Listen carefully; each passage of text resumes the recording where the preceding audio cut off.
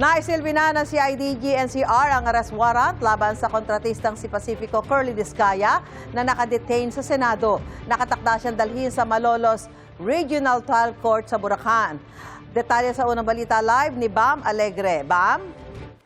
Good morning. Na-serve na nga itong arrest warrant kay Pacifico Curly Discaya dito sa premises ng Senado. Ang CIDG ang nag-serve ng warrant sa kanya. Dito na rin isinagawa yung booking procedure, kabilang na dyan yung pagkuha ng mugshot, fingerprint, pati yung medical.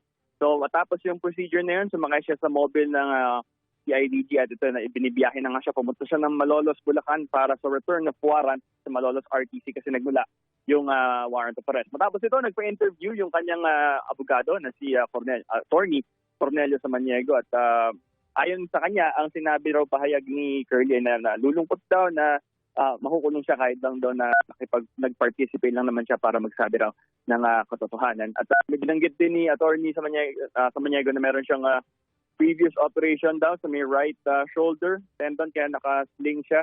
Pero wala raw silang ina-expect na special treatment at sa regular facility ang kanilang expectation dito at hindi raw sila ayon sa kanila hindi raw sila pa-file for hospital arrest. Tapos matapos ito ay meron daw silang dalawang legal option na susundin sa puntong ito pero hindi nila muna ito sinabi sa media. So ito ang latest update mula sa Senate of the Philippines. Bam Alegre, GMA News.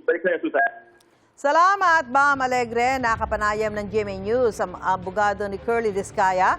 Ang kay Attorney Cornelio Samaniego, medyo malungkot ang kanyang kliyente dahil hindi raw akalain nito na sa pagsasalita ng katotohanan ay ito ang mangyayari sa kanya.